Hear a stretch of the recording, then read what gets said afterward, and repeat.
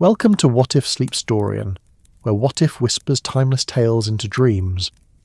Breathe deeply, let your mind soften, and drift into tonight's gentle story. What if a brilliant mind, beneath the lavender skies of 1930s France, unravelled threads of deception woven through generations, where truth slumbered beneath layers of family shadows? So dim the lights, find your most comfortable position, and let these whispered narratives carry you softly towards sleep. The evening mist hung like silk over the Loire Valley, where the ancient chateau stood sentinel against the darkening sky. Its limestone walls, weathered by centuries of French summers and winters, seemed to exhale the secrets of ages past. The year was 1938, and the world beyond these stone walls buzzed with uncertainty. But here, in this pocket of rural France, time moved like honey through lavender fields. Hercule Poirot stepped from the motorcar, his patent leather shoes meeting the gravel drive with the softest crunch. The sound seemed to echo in the twilight stillness, where only the gentle murmur of fountains and the distant lowing of cattle in emerald pastures broke the profound quiet. He paused, breathing deeply of the evening air that carried with it the perfume of roses, the earthiness of ancient stone, and something else, something indefinable that spoke of old sorrows and older secrets. The chateau before him rose like a dream from another century, its towers catching the last golden rays of sunlight. Ivy cascaded down its walls in gentle waterfalls of green, and diamond-paned windows reflected the amber sky like sleepy eyes. This was the Château de Belmont, ancestral home of the Dubois family, where he had been summoned to untangle a mystery that began with death and promised to reveal the labyrinthine nature of human hearts. Madame Céleste Dubois awaited him in the grand foyer, her black morning dress rustling like autumn leaves as she moved forward to greet him. Her face, though marked by recent grief, retained the elegant beauty that had once made her the toast of Parisian society. Her hands, pale as moonlight, trembled slightly as she extended them toward the famous Belgian detective. "Monsieur Poirot," she said, her voice carrying the cultured accent of old French nobility, softened now by sorrow. "Thank you for coming. The family is at such a loss." Poirot inclined his head with the gentle courtesy that marked all his interactions with those in distress. His grey eyes, sharp as winter stars but warm with understanding, took in every detail of the woman before him, the house around them, the very quality of the silence that seemed to press against the tall windows like a living thing. "Madam," he replied softly, his accented English carrying the musical quality that made even his most profound observations sound like lullabies. "In times of such difficulty, it is the small details that often illuminate the larger truths. Tell me, if you please, of your husband's final days." The foyer around them seemed to lean in, listening. Marble columns rose like ancient trees toward a ceiling, painted with cherubs and clouds, their gold leaf catching and holding the light of crystal chandeliers. Tapestries depicting pastoral scenes hung between tall windows, their threads worn soft by generations of admirers. Everything spoke of permanence, of a family rooted deep in French soil, yet Poirot sensed an undercurrent of uncertainty, as if the very foundations of this grand house trembled with unspoken tensions. Céleste led him through corridors lined with portraits of long-dead Dubois ancestors, their painted eyes following their progress with what seemed like melancholy awareness. The floorboards, worn smooth by centuries of footsteps, creaked gently beneath their feet, adding their voice to the symphony of an old house settling into evening. "Henri died so suddenly," Céleste began, her voice barely above a whisper, as if speaking too loudly might disturb the ghosts that surely walk these halls. "He had been unwell, yes, but nothing that would suggest." She paused beside a window that looked out over gardens where twilight painted the roses purple and silver. "The doctor, he said it was his heart. Henri had complained of pains in his chest for several weeks. But Monsieur Poirot, there were irregularities, things that did not seem right. The family, we are not united in our acceptance of this explanation." Through the window, the garden stretched toward the river, where willows dipped their branches into water that reflected the first stars of evening. The scene was one of profound peace, yet Poirot sensed that beneath this tranquil surface, currents of discord ran as deep and treacherous as the river itself. They entered the library, a sanctuary of leather-bound volumes and the lingering scent of pipe tobacco. Here, the late Henri Dubois had spent his final years managing the family's extensive holdings and, according to his widow, growing increasingly secretive about financial matters. Shelves rose from floor to ceiling, filled with books whose gilt titles caught the lamplight like captured fireflies. A massive oak desk dominated one corner of the room, its surface now cleared of papers but still bearing the indentations left by years of correspondence and calculations. Henri was not a man given to secrets, Celeste continued, settling into a chair beside the empty fireplace. Yet in his final months he became withdrawn. He would spend hours here, going through old papers, making telephone calls that he would end abruptly if anyone entered the room. The children noticed it too. The children? Poirot inquired gently, seating himself across from her in a chair that embraced him with the comfort of well-worn leather. Our daughter Marguerite and our son Philippe. They are both grown now, of course. Marguerite married well, to the Comte de Montclair, but Philippe... Celeste's voice faltered like a candle flame in a draught. Philippe has always been the dreamer of the family. He paints, you know. Beautiful work, but it does not pay the bills. Henri worried about him constantly. The clock on the mantel chimed the hour with a voice like silver bells, its sound seeming to float through the room before dissolving into the greater silence of the house. Poirot found himself thinking of time, how it moved differently in places like this, where the present was always in conversation with the past, where each generation added their layer to the palimpsest of family history. "And the will?" he asked, his question soft as an evening breeze but carrying within it the weight of his professional curiosity. Celeste's hands twisted in her lap like autumn leaves caught in an eddy. "That is where the mystery deepens, Monsieur Poirot.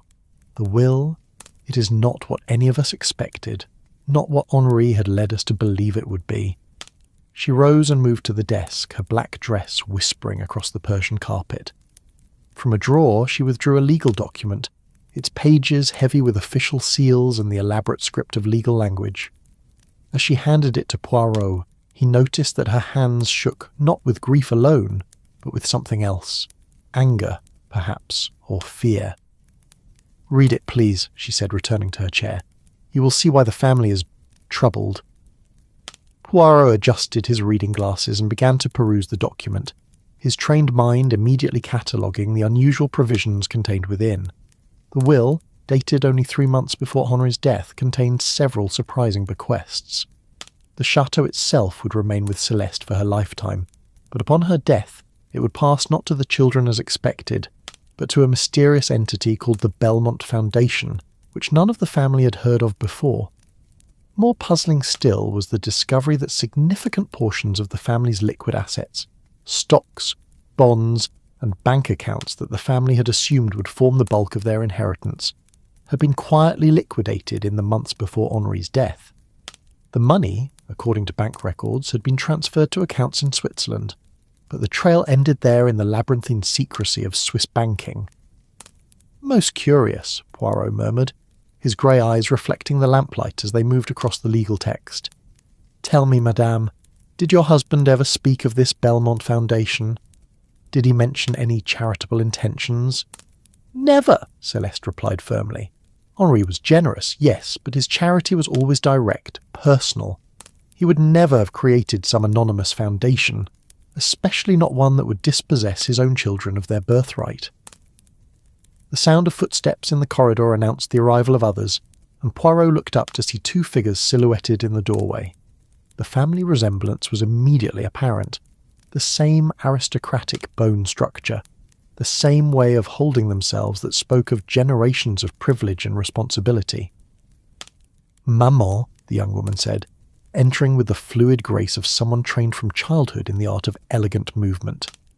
This was clearly Marguerite, the Comtesse de Montclair, though she bore herself with none of the haughty aloofness that might be expected of her title. Her dark hair was arranged in the modern style, and her dress, while appropriately subdued for mourning, showed the influence of Parisian fashion. "I hope we are not interrupting." Behind her came a young man whose bearing immediately marked him as an artist. Philippe Dubois had his mother's sensitive features, but carried himself with the slightly distracted air of one whose attention was often focused on internal visions.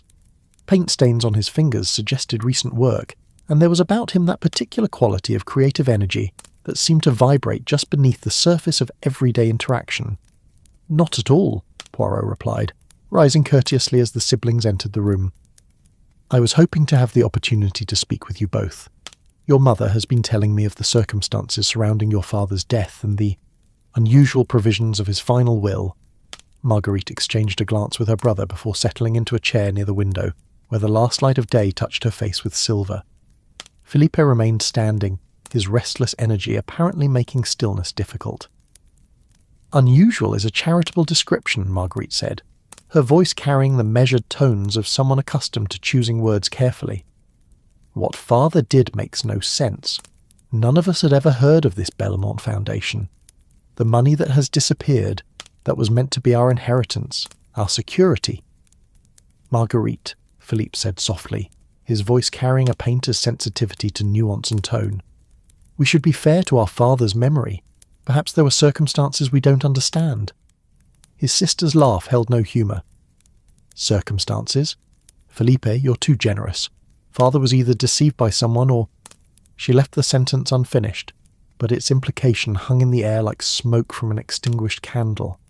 Poirot settled back into his chair, his fingers steepled before him in the gesture that had become as familiar to those who knew him as his magnificent moustache or his careful attention to the details others might overlook. The dynamics between the siblings revealed themselves in small gestures, quick glances, the way they positioned themselves in relation to each other and to their mother. "Tell me," he said gently, "about your father's final weeks. Did he seem troubled? Were there visitors? Changes in his routine?" The three family members exchanged looks that spoke of conversations held in whispers, of concerns shared in the privacy of corridors and closed rooms. It was Celeste who finally answered. "There was someone," she said slowly, as if each word required careful consideration. "A man who came to see Henri several times in the month before his death. They would closet themselves in this very room for hours at a time. Henri never introduced him to the family, though I glimpsed him once from the garden." "Can you describe this man?" Poirot inquired. "Tall, well-dressed, with silver hair and a beard. He carried himself like a gentleman, but there was something I cannot quite name. When I asked Henri about him, he would only say that they were discussing business matters that need not concern the family." Philippe moved to the window, gazing out at the gardens where evening had now settled like a gentle blanket. His artist's eye was clearly cataloguing the interplay of shadow and starlight, but his mind was occupied with darker concerns. "I saw him too," he said without turning from the window. "Once, when I was returning from painting by the river. His motorcar was leaving as I came up the drive. But it was not just his appearance that struck me. It was Father's demeanour afterward. He seemed diminished somehow, worried in a way I had never seen before." Marguerite nodded in agreement. "Yes, I noticed it too. Father had always been so confident, so sure of himself. But after these meetings began, he became withdrawn, distracted. He would start to say something, and then stop mid-sentence, as if he'd revealed too much. The library seemed to close around them as night deepened beyond the windows. The lamplight created pools of warm gold that made the room feel intimate and safe. Yet the mystery they were discussing cast shadows that no amount of illumination could dispel. Poirot found himself thinking of the nature of secrets, how they grew in darkness, feeding on silence until they became too large to contain. "This mysterious visitor," he mused aloud. "Did he leave any trace of his identity? A calling card, perhaps? Or did your husband mention his name?" "Nothing," Celeste replied. It was as if he preferred to remain anonymous. Even the servants were instructed to show him directly to the library without taking his name. The clock chimed again, its musical voice marking the passage of time that seemed both eternal and fleeting in this place, where past and present mingled like watercolours running together on wet paper. Poirot rose and began to pace slowly around the room, his trained eye taking in details that might speak to the character of the man who had spent his final months here, The books on the shelves told a story of varied interests, volumes on French history, agricultural treatises reflecting the family's connection to the land, works of literature that suggested a cultivated mind. But it was what was missing that caught Poirot's attention. The desk, though cleared of papers, showed the faint outlines where stacks of documents had once rested. The wastepaper basket, though empty, bore traces of burned paper, as if someone had taken great care to destroy evidence of their activities. "Your father," Poirot said, pausing beside the fireplace where cold ashes spoke of recent fires, "was he in the habit of burning his correspondence?" The family members looked at each other in surprise. "Never," Marguerite replied emphatically. "Father was meticulous about his records. He kept every letter, every receipt, every document. He used to say that the past was the foundation of the future, and one must never lose touch with one's foundations." Philippe turned from the window, his face thoughtful in the lamplight. "Yet I remember seeing smoke from the chimney here several times in his final weeks, even though the weather was warm. When I asked him about it, he said he was simply clearing out old papers. But now you wonder what papers required such urgent destruction," Poirot finished gently. The silence that followed was filled with the small sounds of an old house at rest, the settling of timbers, the whisper of wind through ivy, the distant sound of water flowing toward the sea. These were comforting sounds, the kind that spoke of continuity and peace, yet they seemed to underline rather than dispel the mystery that had brought Poirot to this place. "There is something else," Celeste said suddenly, her voice so soft that the others had to lean forward to hear. "Something I have not told even my children. The night before Henry died, I woke to find his side of the bed empty. I went looking for him and found him here, in this room, sitting at his desk with his head in his hands. When he saw me, he looked up with such anguish in his eyes. He said, 'Celeste, I have made a terrible mistake. I thought I was protecting the family, but I fear I have destroyed everything.' The weight of this revelation settled over the room like a physical presence. Philippe returned to his mother's side, placing a gentle hand on her shoulder, while Marguerite leaned forward, her face pale in the lamplight. "What did he mean?" Marguerite asked. "What mistake?" "I asked him, but he would not say. He only repeated that he had tried to do the right thing, but that he had been deceived. He made me promise that if anything happened to him, I would find someone who could discover the truth. That is why I contacted you, Monsieur Poirot." The Belgian detective nodded slowly, his mind already beginning to weave together the threads of this complex tapestry. A mysterious visitor, destroyed documents, a will that defied all expectations, and a dying man's confession of terrible error, each element suggested a story of deception that ran deeper than simple greed or family discord. "The doctor who attended your husband," Poirot said. "I would very much like to speak with him, and the notary who handled the will, he too might provide valuable insights." "Of course," Celeste replied. "Dr. Moreau has been the family physician for 20 years. He lives in the village, and Maître Rousseau, our notary, has his office in Tours. Both were as puzzled by the circumstances as we are." The evening had deepened into true night now, and through the windows the gardens had become a dreamscape of silver and shadow. The chateau settled around them with the contentment of an old building returning to rest, its stones holding the warmth of the day and releasing it slowly into the cooling air. Poirot suggested that they retire for the evening, promising to begin his investigation properly in the morning, when the full light of day might illuminate what darkness had concealed. As the family members prepared to leave the library, each lost in their own thoughts about the revelations of the evening, the detective remained behind for a few moments of solitude with the room where Henri Dubois had spent his final, troubled weeks. Standing alone in the lamplight, Poirot allowed his mind to wander freely through the puzzle that had been laid before him. Every mystery he knew had its own particular rhythm, its own way of revealing itself to those patient enough to listen. This one whispered of old guilt and new betrayal, a family bond stretched to the breaking point by secrets that had grown too heavy to bear. The morning came to the Loire Valley like a gentle blessing, with mist rising from the river and sunlight filtering through the leaves of ancient oaks to dapple the gardens in patterns of gold and green.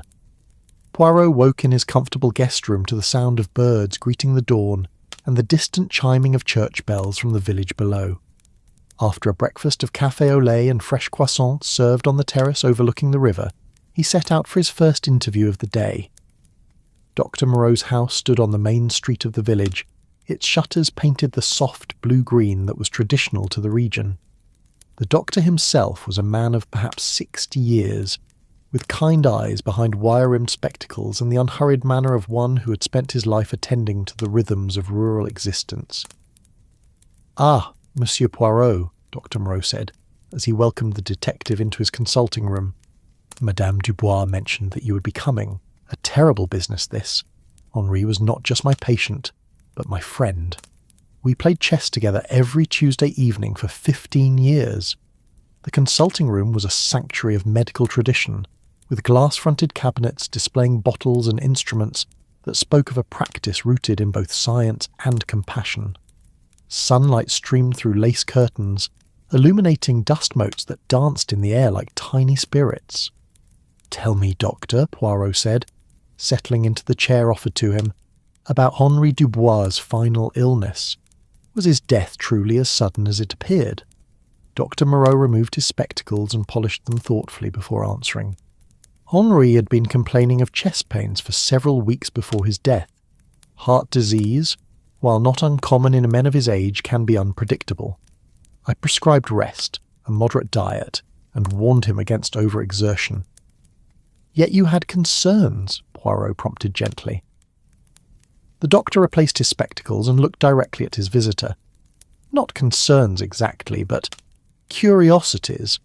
Henri's symptoms were consistent with heart disease, yes, but they came on quite suddenly for a man who had previously enjoyed robust health. And there were other things, such as his general demeanour had changed markedly in the weeks before his death. Henri had always been a man of steady nerves, practical and level-headed, but in his final weeks he seemed agitated, almost fearful. He asked me several times about various medications, their effects, their interactions. It was unusual for him to take such interest in pharmaceutical matters. The morning sun had risen higher now, filling the room with warm light that made everything seem peaceful and normal. Yet beneath this tranquil surface, Poirot sensed the presence of something darker, like a shadow cast by unseen clouds. Did Monsieur Dubois ever mention receiving visitors? A gentleman with silver hair and a beard? Dr. Moreau's expression grew thoughtful. No, not directly, but I do remember one particular visit, perhaps 2 weeks before his death, when Henri seemed unusually distressed. He kept checking his watch, as if expecting someone, and he asked me quite pointedly about the detection of various substances in the blood. When I asked if he suspected he might have been poisoned, he laughed it off, but the laugh was not convincing. The word poisoned hung in the air between them like an accusation. Poirot had suspected that Henri Dubois' death might not have been as natural as it appeared, but hearing the possibility voiced by the family physician gave weight to his suspicions. "In your professional opinion, Doctor, could Henri Dubois have been murdered?" The question was direct, unavoidable, and Dr. Moreau considered it with the gravity it deserved. The symptoms he displayed could certainly have been caused by certain toxins, particularly those that affect the heart. But without a proper post-mortem examination, and the family declined one, accepting the death as natural, it would be impossible to say with certainty. Poirot thanked the doctor for his time and candour, promising to keep their conversation in confidence until the investigation was complete. As he walked back through the village toward the chateau, his mind turned over the new information like a scholar examining an ancient text for hidden meanings.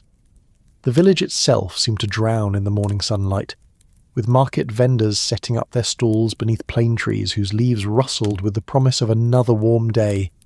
The scent of fresh bread from the boulangerie mingled with the perfume of flowers from window boxes, creating an atmosphere of rural contentment that seemed at odds with the dark currents of suspicion that were beginning to swirl around the Dubois family.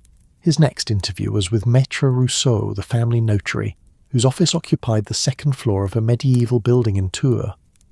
The drive through the French countryside was a meditation on beauty and time, with vineyards stretching toward distant hills and ancient churches marking villages that had changed little since the days of kings and queens. Maître Rousseau proved to be a precise man, with the careful demeanour of someone who had spent his life dealing with the complexities of property and inheritance. His office, lined with legal volumes and filing cabinets, spoke of a practice built on discretion and attention to detail. The will was most unusual, Rousseau admitted after Poirot had explained his mission. Monsieur Dubois had consulted with me on estate matters for many years, and his previous will was quite conventional. Everything to his wife, with provisions for the children upon her death. But this final will... The notary opened a file and spread several documents across his desk. He came to me in March, insisting that his will needed to be changed immediately. He seemed agitated, distracted, not at all like his usual calm self, and the provisions he wanted to include were so contrary to everything we had discussed previously. The Belmont Foundation, Poirot murmured. You had never heard of this organisation before. Never. And when I asked Monsieur Dubois about it, he became evasive. He said only that it was a charitable organisation dedicated to preserving French heritage, and that leaving the estate to this foundation would ensure the chateau remained in good hands for generations to come.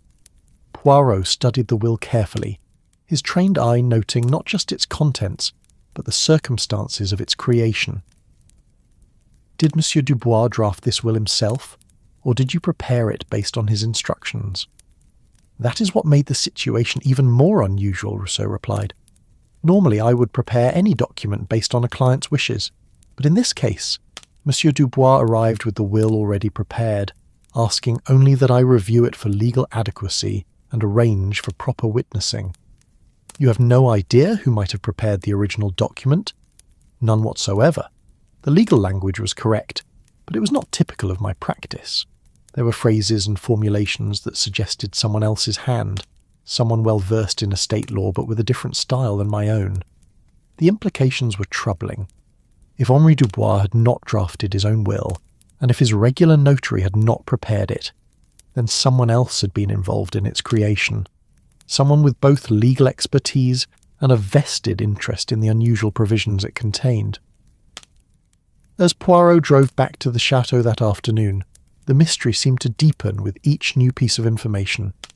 The mysterious visitor, the destroyed documents, the sudden change in Henri's demeanour, the suspicion of poisoning, and now a will that appeared to have been drafted by unknown hands, all pointed to a complex conspiracy designed to separate the Dubois family from their inheritance. The chateau welcomed him back with the warm embrace of late afternoon sunlight on ancient stone. In the gardens, Philippe was painting at an easel set up beneath an apple tree, his attention focused on capturing the interplay of light and shadow on the facade of his ancestral home.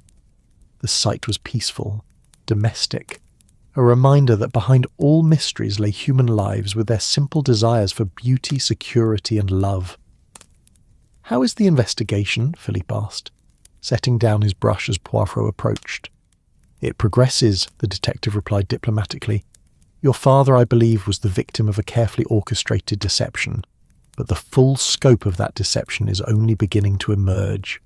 Philippe's painting showed the chateau as it appeared in that golden hour when the sun transformed its limestone walls into honey-coloured dreams. Yet there was something in the artist's interpretation that spoke of impermanence, as if the building itself were dissolving into light and time.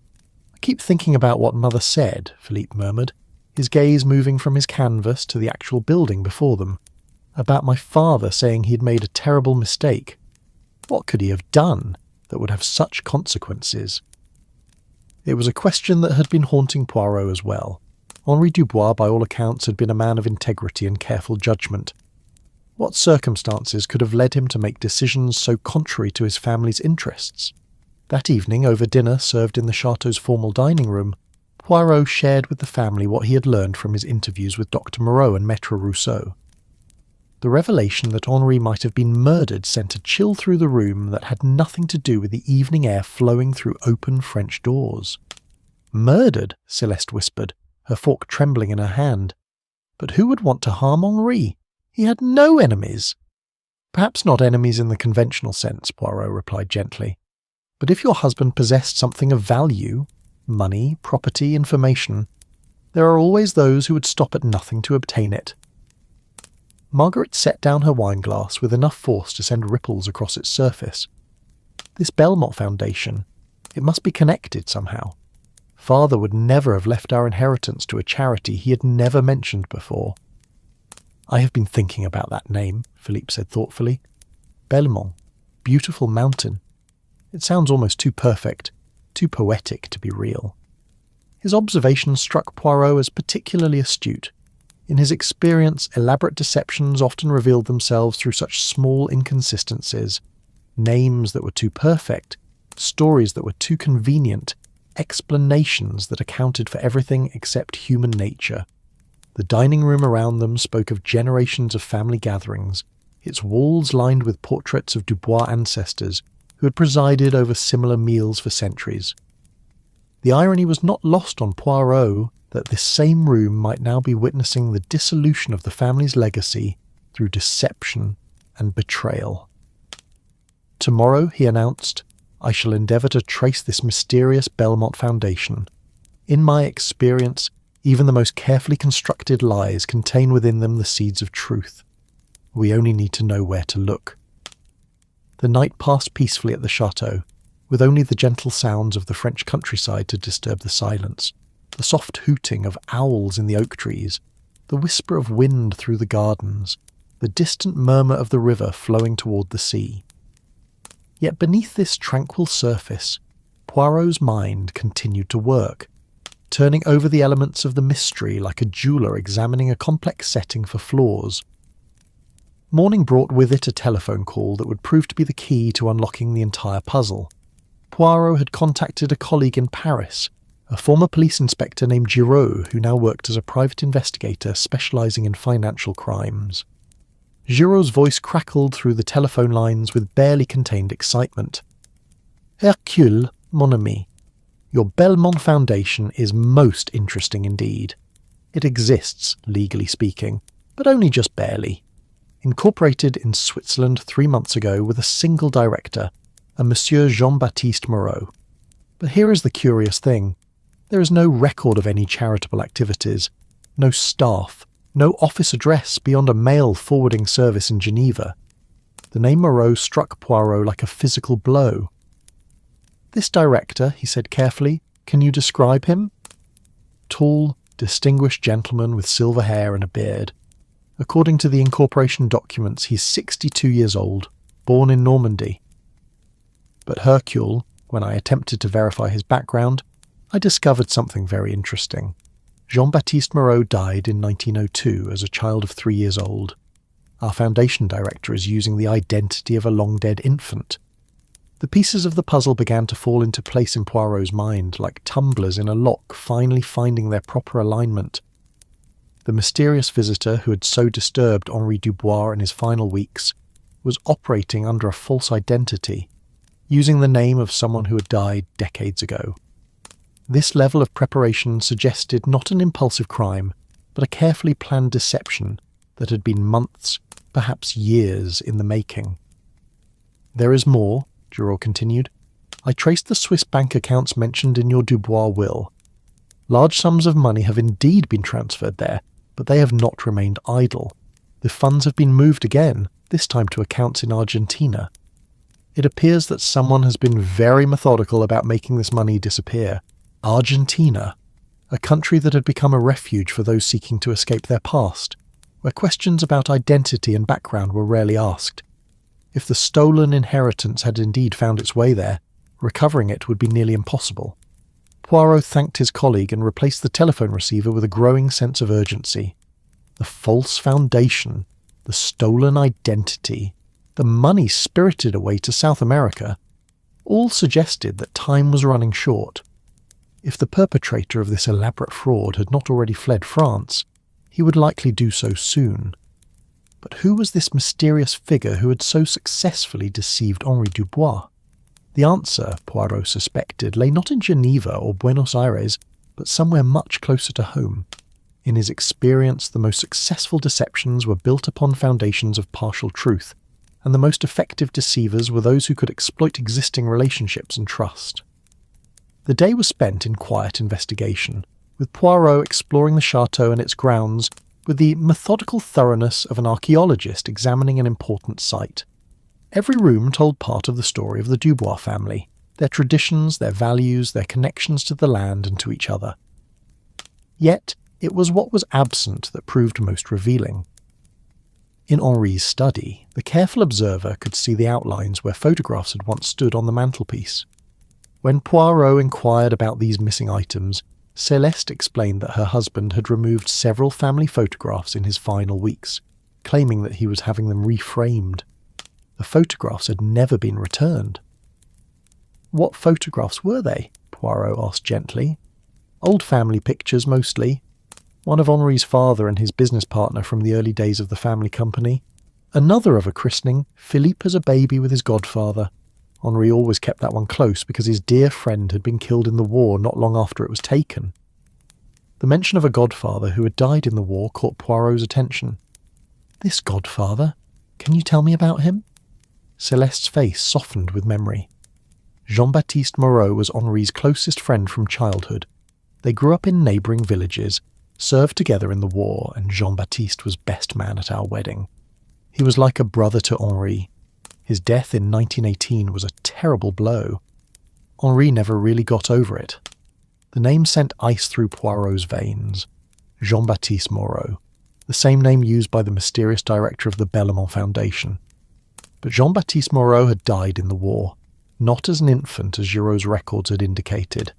Someone had taken great care to create a false identity that would resonate powerfully with Henri Dubois, using the name of his beloved dead friend to gain his trust. "Did this Jean-Baptiste Moreau have any family?" Poirot asked carefully. "A younger brother, I believe. André was his name. He was much younger, perhaps 10 years between them. André survived the war but emigrated to Argentina afterward. Henri tried to keep in touch with him for a while, but eventually they lost contact. That was, 20 years ago now. Argentina again." The web of connections was becoming clearer, though the full picture remained tantalizingly just beyond reach.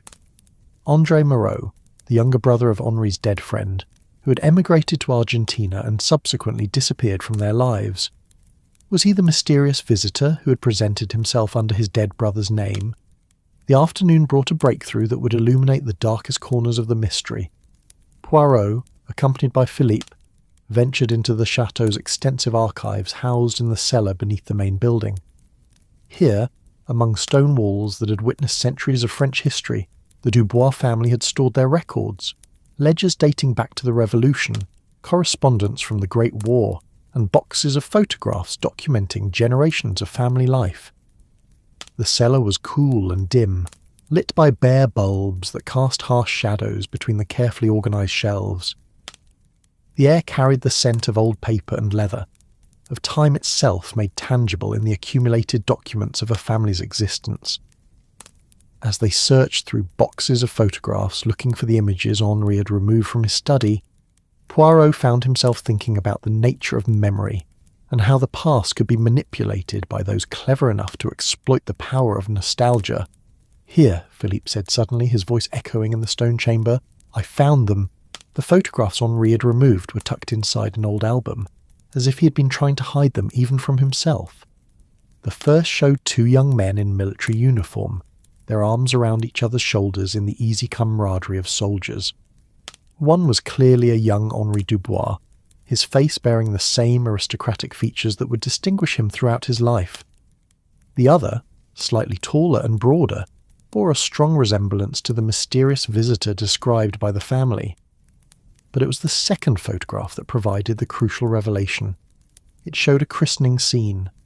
Baby Philippe in elaborate christening robes, surrounded by family members. Standing behind the infant, serving as godfather, was the same soldier from the first photograph, but written on the back in Henri's careful handwriting were the words, "Philippe's christening, September 1915. Jean-Baptiste Moreau, dear friend and godfather." Poirot studied the photograph carefully, his trained eye noting every detail of the scene. There, in the background, barely visible among the gathered family members, stood a younger man who bore a striking resemblance to Jean-Baptiste, but with softer features and a more delicate build. This, undoubtedly, was André Moreau, the younger brother. "Philippe," Poirot said quietly, "look closely at this young man in the background. Have you ever seen anyone who resembles him?" Philippe examined the photograph with his artist's eye for detail and proportion. His face paled as understanding dawned. "Mon Dieu," he whispered. "It could be the man I saw leaving father's motor car. Older, of course, with silver hair and a beard, but the bone structure, the way he holds himself." The pieces of the puzzle were finally coming together. André Moreau, the younger brother of Henri's beloved friend, had returned to France after 20 years in Argentina. But instead of approaching Henri openly, he had assumed his dead brother's identity, using Henri's grief and loyalty to manipulate him into changing his will. But why? What could drive a man to such elaborate deception, to prey upon the friendship and trust of someone who had once considered his family close as brothers? The answer lay in another box of documents, this one containing business correspondence from the years immediately following the Great War. As Poirot sifted through letters and contracts, a story of financial hardship and family obligation began to emerge. In 1919, just after the war's end, Henri had received a desperate letter from André Moreau in Argentina. The letter, written in a hand shaking with emotion, told a tale of business failure and mounting debts. André had invested his small inheritance in a cattle ranch that had been devastated by drought and disease. Creditors were threatening to seize everything, and André faced the prospect of destitution in a foreign land. He begged Henri for a loan, not a gift, but a loan that he swore to repay with interest once his fortunes improved. Henri's response, preserved in a carbon copy, was generous but cautious. He agreed to send a substantial sum, enough to save André's ranch, but he insisted on formal documentation of the loan and a repayment schedule. The money was sent, accompanied by letters expressing hope that André's fortunes would soon improve and that the two families might re-establish their close connection. But the subsequent correspondence told a darker story. André's letters became increasingly desperate as his financial situation continued to deteriorate despite Henri's assistance. The promised repayments never materialized, and eventually the letters stopped coming altogether. Henri's attempts to contact André through banks and government offices in Argentina met with no success.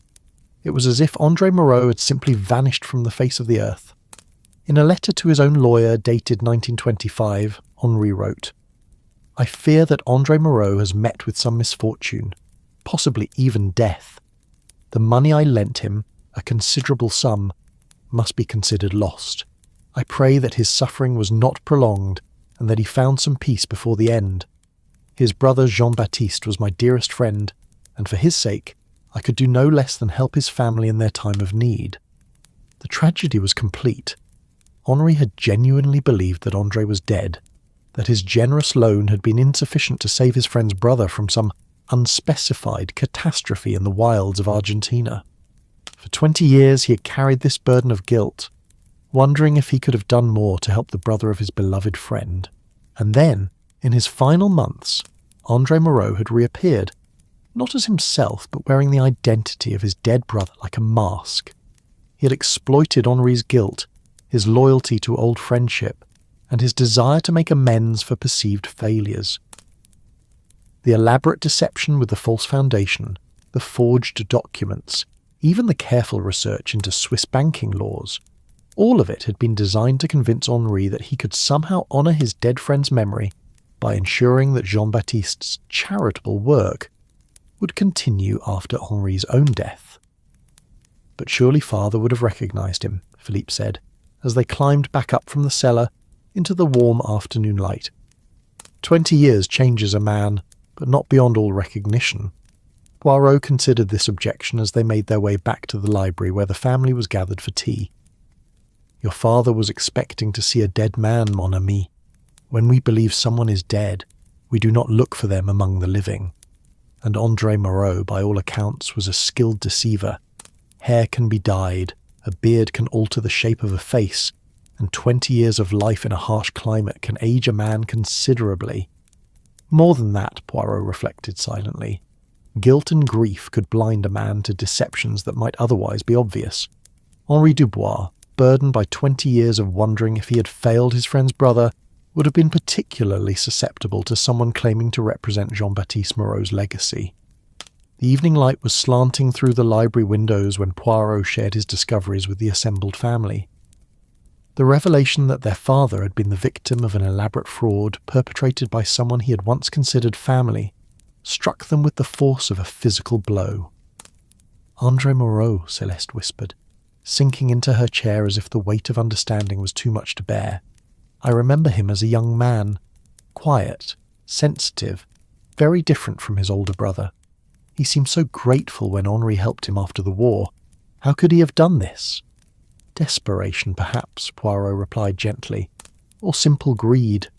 20 years in exile can change a man's character as surely as it can change his appearance, and the money involved was considerable, enough to provide a comfortable life anywhere in the world." Marguerite's anger burned like a cold flame. "He murdered my father. Don't try to soften it with talk of desperation. He poisoned father to steal our inheritance." The accusation hung in the air like smoke from an extinguished candle. Murder. It was the logical conclusion of everything they had discovered. Yet Poirot found himself troubled by certain inconsistencies in the pattern of the crime. "Perhaps," he said carefully, "but there are aspects of this case that suggest a more complex truth. If André Moreau simply wanted to steal your inheritance, why the elaborate deception with the foundation? Why not simply forge a will leaving everything to himself directly?" Philippe looked up from where he had been staring into the empty fireplace, because that would have been too obvious. This way, if questions were asked, the investigation would lead to a seemingly legitimate charity in Switzerland. By the time anyone discovered the truth, he would be safely back in Argentina with the money. "Possibly," Poirot agreed. "Yet I cannot escape the feeling that we are still missing something essential. The timing, the method, even the choice of poison, if poison it was, all suggest a crime of desperation rather than careful planning." The clock on the mantel chimed the hour, its familiar voice now seeming to count down the moments until the truth would finally be revealed. Outside, the gardens were settling into evening, with shadows lengthening across the lawns, and the first bats beginning their nightly hunt among the trees. "There is one more thing we must consider," Poirot said, rising to pace slowly around the room, as was his habit when deep in thought. "The question of opportunity. If André Moreau was indeed our mysterious visitor, when would he have had the chance to administer poison to your father?" It was Celeste who provided the answer, her voice barely above a whisper as memory brought back the details of that terrible night. The evening before Henri died, our mysterious visitor came for what proved to be the last time. They were closeted in this room for nearly 3 hours. When the man finally left, Henri seemed different, exhausted, but also relieved, as if some great burden had been lifted from his shoulders. "Did your husband eat or drink anything during this meeting?" Henri always offered cognac to his visitors. It was a tradition. He kept a special bottle here in the library for important guests. Cognac from his own vineyards, aged for decades. He was very proud of it. Poirot examined the sideboard where the cognac would have been kept. The bottle was still there, nearly empty, its amber contents catching the lamplight like liquid gold. Beside it stood 2 glasses, both showing the residue of recent use. "This bottle," he said carefully, "has it been used since your husband's death?" "No," Celeste replied. "The servants were instructed not to disturb anything in this room. Everything is exactly as Henri left it." With infinite care, Poirot lifted one of the glasses and held it to the light. In the bottom, barely visible unless one knew what to look for, were tiny crystalline residues that had not been there when the cognac was poured. Someone had added something to the drink after it had been served. "I believe," he said quietly, "that we have found our murder weapon." The silence that followed was profound, broken only by the soft sounds of evening settling over the chateau. 3 generations of the Dubois family sat frozen in their chairs, confronted with the physical evidence of how their patriarch had been killed in his own home, by someone he had trusted enough to share his finest cognac.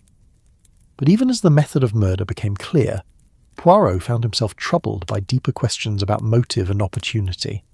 André Moreau certainly had the knowledge and the access necessary to poison Henri Dubois. but something about the crime still felt incomplete, as if they were seeing only part of a larger and more complex picture. The answer came to him with the sudden clarity of a dawn breaking over a landscape that had been hidden by darkness.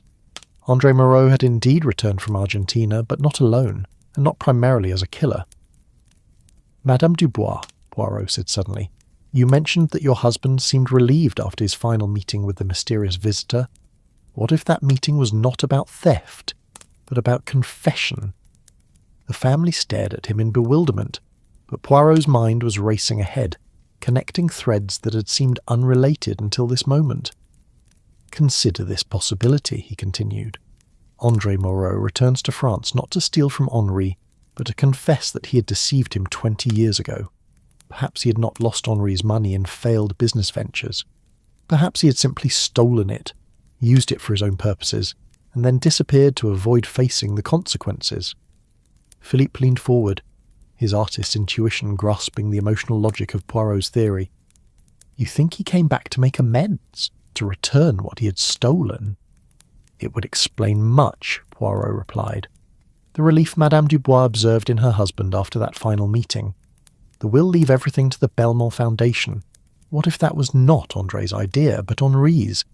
What if Henri, upon learning that his old friend's brother was still alive, decided to leave his entire estate to André as a way of making up for 20 years of unjust suspicion?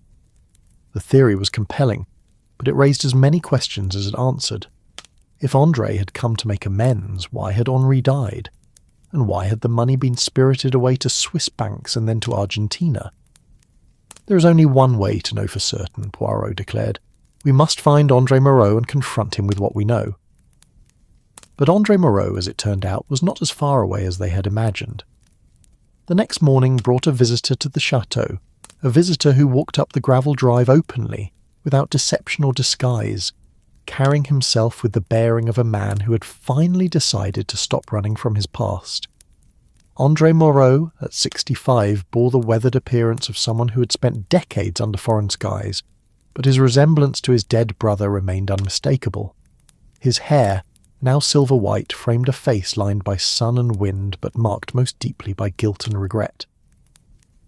When Celeste opened the door to him, she gasped in recognition, not of André himself, but of the ghost of the young man who had once been a part of their extended family. "Madame Dubois," he said, his voice carrying the accent of someone who had spent more years speaking Spanish than French. "I believe you have been expecting me." The confrontation took place in the same library where Henri Dubois had died, with morning sunlight streaming through windows that looked out over gardens where nothing had changed, though everything was different. André Moreau sat in the chair his victim had occupied, facing Poirot and the assembled family with the calm of a man who had finally decided to tell the truth. "I didn't come here to kill Henri," he began, his words falling into the silence like stones into still water. "I came to return what I had stolen and to confess what I had done. But Henri's heart was not strong enough to bear the weight of my confession. The story he told was one of weakness rather than malice, of a young man overwhelmed by circumstances in a foreign land who had made increasingly desperate choices, until he found himself trapped in a web of his own deceptions. The money Henri sent me in 1919, André continued, his eyes fixed on his hands as if he could not bear to meet the accusation in their faces.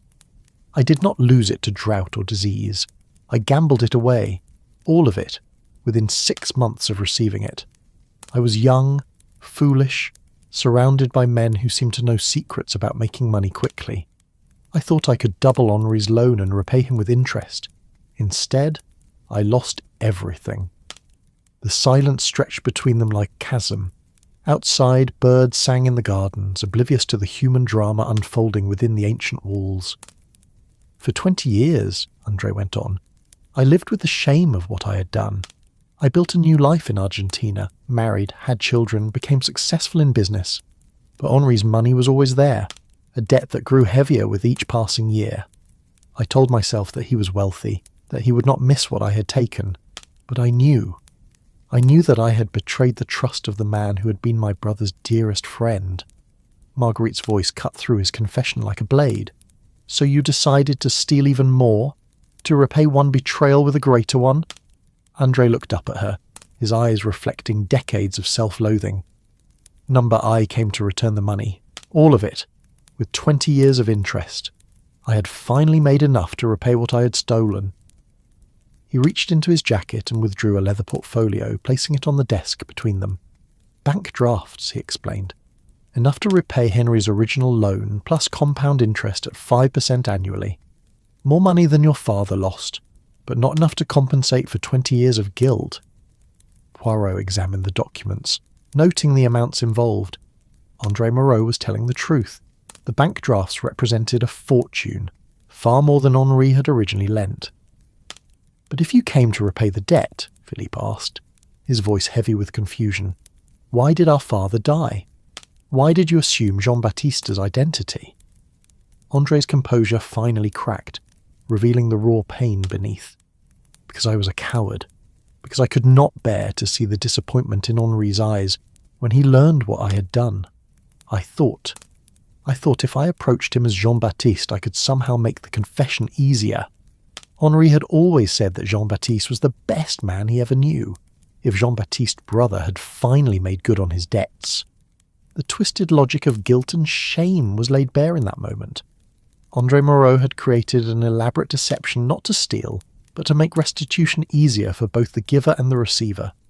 He had assumed his brother's identity because he could not bear to approach Henri as himself, as the man who had betrayed a friend's trust. "What happened that night?" Poirot asked gently. André's hands trembled as he spoke. "I told Henri everything. The truth about the money, about my 20 years of deception, about why I had let him believe I was dead. I gave him the bank drafts and asked for his forgiveness. Henri was so angry. Not about the money, but about the years of unnecessary guilt he had carried. He said he had blamed himself for my supposed death, and wondered if he could have done more to help. The tragedy was complete. Henri Dubois had died not from poison, but from the shock of learning that 20 years of guilt had been unnecessary, that his friend's brother was alive and had finally found the courage to make amends. But the will, Celeste said, her voice barely above a whisper. The Belmont Foundation ... was Henri's idea, André replied. After his anger cooled, he said that he wanted to create a foundation in Jean-Baptiste's memory, using both the returned money and his own estate. He insisted on rewriting his will that very night, leaving everything to this foundation. He said it would be a fitting memorial to his friend, using money that had caused so much pain to do good in the world. Dr. Moreau's suspicions about Henri's heart had been correct, but not in the way anyone had imagined. The shock of André's confession, combined with the emotional weight of 20 years of unnecessary guilt, had been too much for Henri's weakened heart. He had died not from poison, but from the terrible irony that his generous nature had caused him to suffer needlessly for decades. "The money in the Swiss accounts?" Poirot inquired. "Is it still there?" André replied, "waiting for instructions from the Foundation's board. I never intended to take it. The Foundation is real, Monsieur Poirot, registered exactly as Henri wanted it. The money will go to preserving French heritage sites as he wished." The morning sun had climbed higher, filling the library with warm light that seemed to soften the harsh edges of truth. A crime had been committed, but it was not the crime anyone had expected to find. André Moreau was guilty of deception and of causing Henri's death through his confession, but he was not guilty of murder or theft. "What will you do now?" Marguerite asked, her anger slowly giving way to a more complex understanding of the tragedy that had befallen both families. "I will return to Argentina," André replied simply. "My wife and children are there, and I have imposed enough pain on this family. But first, I will meet with the lawyers to ensure that Henri's wishes regarding the Foundation are properly carried out. It is the last service I can perform for my brother's memory." The resolution of the case brought not satisfaction, but sadness. Henri Dubois had died as he had lived, as a man of honour and generosity, trying to right what he perceived as wrongs. His death had been caused not by malice, but by the very qualities that had made him loved by his family and respected by his community. As André Moreau prepared to leave the chateau for the final time, Poirot walked with him to the gravel drive where a taxi waited to take him to the railway station. The gardens around them bloomed in the full glory of a French spring, indifferent to the human dramas that had played out within the ancient walls. "You could have approached Henri honestly from the beginning," Poirot observed. "The deception was unnecessary." André nodded, his face reflecting the weight of years of poor choices. "Pride," he said simply. "Pride and shame are terrible masters, Monsieur Poirot. They drove me to actions I would never have thought myself capable of. If I could undo the past—" "The past cannot be undone," Poirot replied gently. "But perhaps some measure of peace can be found in the future. Your brother would have understood, I think. He was, by all accounts, a man of great compassion." As the taxi drove away, carrying André Moreau toward the railway station and his return journey to Argentina, Poirot remained standing in the drive, contemplating the complex nature of guilt and redemption. The case was closed, but its lessons would remain with him, a reminder that the human heart was capable of both great cruelty and great kindness, sometimes within the space of a single decision. The Dubois family would eventually come to terms with the loss of their expected inheritance, finding some comfort in knowing that Henri's money would serve a purpose he had chosen. The Belmont Foundation would indeed preserve French heritage sites, ensuring that future generations could experience the beauty and history that had shaped their ancestors. Philippe returned to his painting, finding in his art a way to process the complex emotions surrounding his father's death. His canvases began to explore themes of memory and loss, of how the past shaped the present in ways both beautiful and tragic. Marguerite threw herself into charitable work, perhaps influenced by her father's final act of generosity, and Celeste found peace in knowing that Henri had died doing what he had always done, trying to help others even when it cost him everything. The chateau continued to stand in its gardens by the Loire, its stones holding the secrets of generations within their embrace. The river flowed past as it always had, carrying with it the dreams and sorrows of those who lived along its banks. Time moved forward, as time must, but the lessons of that spring would remain embedded in the family's memory like pressed flowers in an old book. Poirot returned to his practice with a deeper understanding of how the past could reach into the present, with fingers of guilt and regret. He had solved many mysteries in his career, but few had touched him as deeply as this tale of two friends whose bond had transcended death itself. Henri Dubois and Jean-Baptiste Moreau had been separated by war, but their friendship had lived on in Henri's generous treatment of Jean-Baptiste's brother, even when that generosity was built upon deception. In the weeks that followed, as spring gave way to summer in the Loire Valley, the chateau settled back into its ancient rhythms. The servants tended the gardens, the villagers went about their daily business, and the river continued its eternal journey to the sea. The mystery that had brought Hercule Poirot to this place was solved, but the deeper mysteries of human nature, why we love, why we betray, why we forgive, remained as eternal and as beautiful as the French countryside itself. The evening mist began to rise from the river once again, as it had for countless generations before, and would for countless generations to come. In that mist, perhaps, the spirits of old friends walked together, their earthly conflicts finally resolved in the gentle embrace of eternal understanding. The labyrinth of lies had been navigated, and truth, however painful, had finally emerged into the light.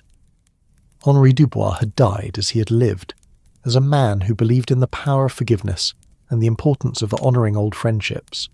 His legacy would live on not in the chateau that had been his family's home for centuries, but in the charitable work his money would support, preserving the heritage and beauty of France for future generations to discover and cherish. André Moreau would return to his adopted country, carrying the weight of his actions, but also the knowledge that he had finally found the courage to face the truth. His confession had caused Henri's death, but it had also freed both men from the burden of 20 years of deception. In making his restitution, he had honoured not only his debt to Henri, but also the memory of his brother Jean-Baptiste, whose name he had borrowed for one last act of brotherly love. The story ended as many stories do, not with perfect justice or complete satisfaction, but with the complex understanding that comes from seeing human beings in all their flawed and beautiful complexity. The chateau stood sentinel over the Loire Valley, its windows reflecting the last light of evening, keeper of secrets that had finally been revealed, and guardian of memories that would endure long after those who made them had passed into legend. In the library where Henri Dubois had died, the books remained on their shelves, repositories of wisdom and beauty that transcended the temporary struggles of those who read them. The clock on the mantel continued to mark the hours with its gentle chimes, reminding all who heard it that time moves forward regardless of human sorrow or joy. And in the gardens beyond the windows, the roses bloomed as they had for generations, offering their beauty freely to all who took the time to notice. The labyrinth of lies had been navigated at last, and though the journey had been painful for all involved, it had led finally to truth, that most precious and elusive of human treasures. In finding that truth, the living had been able to honour the dead, and the dead had been able to rest in peace, their secrets finally brought into the gentle light of understanding. As night fell over the chateau and the Loire Valley settled into dreams, the mystery was complete. Not solved in the way that mysteries are typically solved, with villains punished and heroes rewarded, but resolved in the way that life's deeper mysteries are often resolved, through acceptance, forgiveness, and the recognition that human hearts are capable of both great darkness and great light, sometimes within the space of a single, complicated lifetime. The whispered narratives of What If Sleepstorian had carried another tale to its gentle conclusion, leaving listeners to drift into dreams where justice and mercy walked hand in hand, through gardens where the past and present mingled like moonlight and shadow, and where the eternal mysteries of love, loss, and redemption played out in the soft rhythm of a heart finding its way home to peace. The weeks following André Moreau's departure brought to the chateau a peculiar kind of quietude, like the hushed stillness that settles over a concert hall after the final note has faded into memory. Poirot had intended to return to his practice in London, but something indefinable held him in the Loire Valley. Perhaps the way the morning mist clung to the river, or the gentle rhythm of life in a place where time seemed to move like honey through summer air. He had taken rooms in the village inn, a charming establishment where the proprietress, Madame Roussel, served café au lait in bowls large enough to warm both hands, and where the windows looked out over cobblestone streets that had witnessed centuries of French life. From his window he could see the chateau rising like a dream from its gardens, its limestone walls catching the light of dawn and holding it throughout the day like captured sunshine. The Dubois family had extended an open invitation for him to remain at the chateau, but Poirot sensed they needed time to process the revelations that had transformed their understanding of Henri's final months. Grief, he knew, was a private country where even the most well-meaning visitors could become unwelcome intruders. Better to remain nearby, available if needed, but allowing the family space to navigate their complex emotions. It was during one of his morning walks along the river path that Poirot encountered Philippe, standing before his easel in a meadow where wildflowers painted the grass in shades of purple, yellow, and white. The young artist was working on a landscape that seemed to capture not just the visual beauty of the scene, but something deeper. The eternal quality of a place where human dramas played out against the backdrop of indifferent nature. "The light is different here," Philippe said without turning from his canvas, somehow sensing Poirot's approach along the gravel path. "In Paris, the light is fractured by buildings, filtered through smoke and ambition. But here it falls like a blessing, pure and constant." Poirot approached carefully, mindful of the artist's concentration.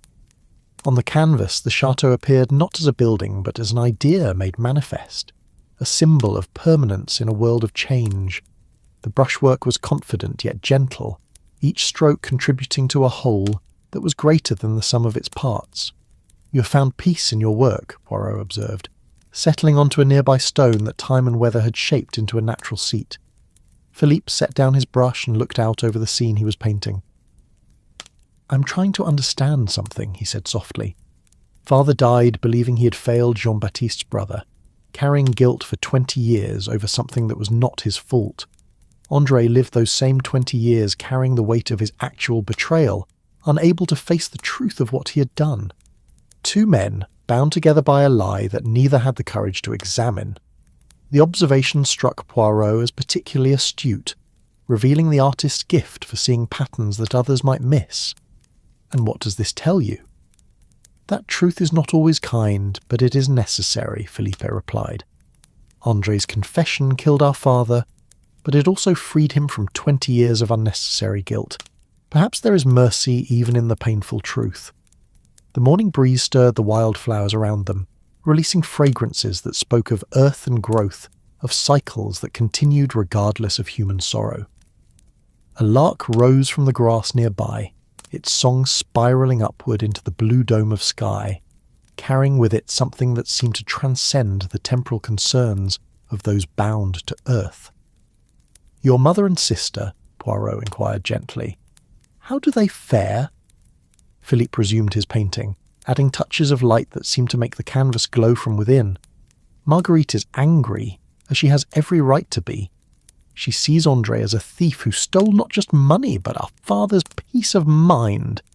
She cannot understand why he did not approach father honestly from the beginning. And you? What do you think?" The question hung in the morning air while Philippe considered his response. His brush moved across the canvas in small, deliberate strokes, each one contributing to the larger vision that was slowly emerging. "I think," he said finally, "that people are not paintings. In art you can plan every element, control every colour, create exactly the effect you desire. But people are messier. They make choices out of fear, out of shame, out of love twisted into unrecognisable shapes. André was not evil. He was weak. And weakness, unlike evil, deserves our compassion even when it causes great harm." The wisdom in these words reminded Poirot why he had been drawn to remain in this place. The mystery he had come to solve was complete, but the larger questions about human nature that it had raised continued to resonate. Here, in the peaceful rhythms of rural life, there was space to contemplate these deeper truths. That afternoon, Poirot walked to the village cemetery, a peaceful place where weathered headstones stood among ancient yew trees like silent sentinels marking the passage of generations. He found the Dubois family plot easily, an area enclosed by wrought iron fencing where the names of Henri's ancestors spoke of lives lived and lost over the centuries. Henri's grave was still fresh, its earth dark and rich beneath a simple headstone that bore only his name, dates, and the words, "Beloved husband and father." Fresh flowers had been placed there recently, roses from the chateau's gardens, their petals just beginning to show the soft decay that speaks of time's passage. But it was not Henri's grave that had drawn Poirot to this place. In a corner of the cemetery, beneath a simple stone marker, lay Jean-Baptiste Moreau, the friend whose memory had inadvertently become the instrument of Henri's downfall. The grave was old, its inscription worn by decades of weather, but someone had recently placed wildflowers there as well. "I thought I might find you here," a voice said behind him, and Poirot turned to see Céleste Dubois approaching along the gravel path. She wore a simple black dress and carried a small basket of flowers from her garden. Her face, though still marked by grief, showed a peacefulness that had not been there in the immediate aftermath of her husband's death. "Madame," Poirot said, inclining his head respectfully, "I hope I'm not intruding on a private moment." "Not at all," she replied, kneeling to arrange her flowers on Henri's grave, with the careful attention of someone for whom such rituals had become a form of prayer. "I often come here in the afternoons. It helps me feel closer to him somehow." She completed her arrangement and rose, brushing earth from her hands with movements that spoke of long practice. "I brought flowers for Jean-Baptiste as well," she said, indicating the wildflowers on the nearby grave. "It seems wrong that he should be forgotten in all of this. He was a good man who died too young, and he deserves to be remembered for who he was, not for how his name was used by others." The gesture struck Poirot as profoundly moving, evidence of a generosity of spirit that explained why Henri Dubois had been the kind of man who would carry guilt for 20 years over the supposed death of a friend's brother. In marriage, people often grew to resemble each other, sharing virtues as well as faults. "Have you given thought to your future?" Poirot asked as they began to walk back toward the village together. Celeste was quiet for several moments, her steps measured and deliberate on the uneven path. "The chateau will remain my home for the rest of my life, according to Henri's will. After my death, it will pass to the Bellamont Foundation as he intended. I find I am at peace with this arrangement, perhaps more than I would have expected. And your children are adults who will make their own way in the world as they should." Philippe's art is beginning to attract attention from galleries in Paris. Marguerite has her husband's estates to manage. They do not need their inheritance to survive, though I know they feel the loss of what they had expected to receive. The village came into view as they rounded a bend in the path, its red-tiled roofs and stone walls speaking of centuries of continuous habitation. Smoke rose from chimneys where evening meals were being prepared, and the sound of children playing in the square carried on the warm air like music. "There is something I have been meaning to tell you," Celeste said as they paused at the edge of the village. "I have been in correspondence with the lawyers handling the Belmont Foundation. They inform me that André Moreau has made an additional donation to the Foundation's endowment, his entire personal fortune, accumulated over 20 years in Argentina." The revelation surprised Poirot, though upon reflection, it seemed consistent with what he had learned of André's character. A man driven by guilt to assume his dead brother's identity in order to confess a 20-year-old crime would naturally seek to make the fullest possible restitution. "He's returning to poverty?" Poirot asked. "Not poverty. He has retained enough to live modestly. But everything else, millions of francs, will go to preserving French heritage sites. Henri's dream of honouring Jean-Baptiste's memory will be fulfilled on a scale neither of them could have imagined." As the sun began to set over the Loire Valley, painting the sky in shades of rose and gold, Poirot found himself thinking about the complex mathematics of guilt and redemption. André Moreau had stolen perhaps 50,000 francs 20 years ago. Through compound interest and his final donation, he was now returning nearly 100 times that amount. Yet no amount of money could restore Henri Dubois to life, or undo the decades of unnecessary anguish both men had endured. That evening, in the common room of the village inn, Poirot encountered Dr. Moreau sharing a bottle of wine with the local pharmacist and the postmaster. The three men represented the quiet backbone of village life, their conversation ranging from local politics to the prospects for the harvest, to the subtle changes that modernity was bringing to their ancient way of life. "Monsieur Poirot," Dr. Moreau called out, gesturing for the detective to join them. "Come, share a glass with us. We were just discussing the case you solved at the chateau. Quite a remarkable business." Poirot accepted their invitation, settling into a chair worn smooth by generations of use.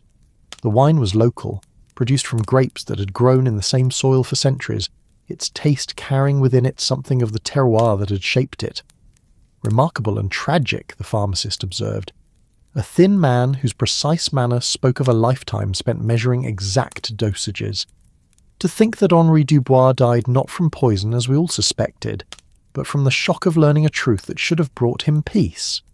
"The human heart," Dr. Moreau added, "is more fragile than we sometimes realise. It can be broken by kindness as easily as by cruelty, especially when that kindness comes after years of unnecessary suffering." The postmaster, who had been listening quietly, spoke up with the authority of someone who had spent decades observing human nature through the lens of letters delivered and secrets inadvertently overheard. "What strikes me most about this affair is how a single moment of weakness, André's gambling away of Henri's loan, created ripples that spread across 2 decades and 2 continents. One poor decision made by a frightened young man far from home, and see what consequences followed." Their conversation continued late into the evening, touching on themes that seemed to resonate far beyond the specific circumstances of the Dubois case. The nature of guilt and forgiveness, the ways in which the past could reach into the present with invisible hands, the complex moral calculations involved in weighing one person's suffering against another's. These were questions that had no easy answers, yet demanded consideration from anyone who hoped to understand the human condition. When Poirot finally retired to his room, he found sleep elusive. Through his window, he could see the chateau silhouetted against the star-filled sky, its windows dark save for a single light in what he knew to be the library where Henri had died. Perhaps Celeste was there, reading by lamplight, finding in books the companionship that her husband's death had taken from her. The next few days brought a series of small revelations that added depth and nuance to Poirot's understanding of the case. A letter arrived from André Moreau in Argentina, addressed to the Dubois family, but delivered first to Poirot for his consideration. The letter was brief but heartfelt, expressing once again André's regret for his actions and his hope that the family might eventually find some peace. More significantly, the letter contained information that cast new light on André's motivations for his elaborate deception. In the years following his theft of Henri's money, André had indeed built a successful business in Argentina, but his success had been haunted by knowledge of how it had been purchased. Every peso he earned felt tainted by the original theft, every moment of happiness shadowed by the memory of his betrayal. "I convinced myself for many years," André wrote, "that Henri was wealthy enough not to miss what I had taken. But wealth is not the point. Trust is. I violated the trust of a man who had shown me kindness in memory of his love for my brother. This violation poisoned every good thing that followed in my life." The letter went on to describe André's decision to return to France as the culmination of years of internal struggle. His success in Argentina had finally given him the means to make full restitution, but more importantly, age had given him the perspective to understand that some burdens could only be lifted by facing them directly. "I chose to approach Henri as Jean-Baptiste because I was still a coward, still unable to face the full weight of his disappointment in me. I thought that if I presented myself as representing my brother's memory, the pain might somehow be less for both of us. It was a foolish plan, born of guilt and shame, and it led to the very tragedy I was trying to avoid." Philippe read the letter aloud to the family in the library where his father had died, his voice steady but touched with emotion. When he finished, the silence that followed was not empty but full, pregnant with the complex feelings that arise when simple categories of right and wrong prove inadequate to encompass human experience. "He's still trying to make amends," Marguerite observed, her anger softened now by something approaching understanding. "Even from thousands of miles away, he continues to seek forgiveness." "Perhaps," Celeste said quietly, "forgiveness is not something he needs from us, but something he must find within himself. Henri forgave him that night, before his heart gave out. The guilt André carries now is his own to resolve." The wisdom of this observation settled over them like evening mist over the river. Forgiveness, Poirot reflected, was not always a transaction between the injured and the one who had caused injury. Sometimes it was a gift that the injured gave to themselves, a way of releasing the burden of resentment that could otherwise poison their remaining years. That afternoon brought another visitor to the chateau, Maître Rousseau, the family notary, arriving with documents that would formalise the transfer of Henri's estate to the Belmont Foundation. The legal proceedings were complex, involving not just French law but international banking regulations and the requirements of Swiss charitable organisations. "It is unusual," Rousseau explained as he spread papers across the library desk where Henri had once conducted his affairs, "to have a charitable foundation established under such circumstances. Normally there would be years of planning, consultation with tax specialists, careful consideration of the most effective structure for achieving the donor's goals. Yet in this case, everything was arranged hastily, almost desperately." Poirot studied the documents with interest, noting the care with which they had been prepared despite the hurried circumstances of their creation. Someone had clearly spent considerable time researching the legal requirements for international charitable transfers, ensuring that Henri's final wishes would be carried out effectively. "The Foundation's charter," Rousseau continued, "is quite specific about its mission. Funds are to be used exclusively for the preservation and restoration of historic French buildings and sites, with priority given to properties in rural areas that might otherwise be lost to development or neglect.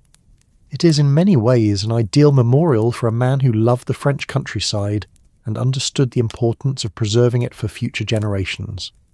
As the afternoon wore on and the legal formalities were completed, Poirot found himself thinking about legacies and how they were created.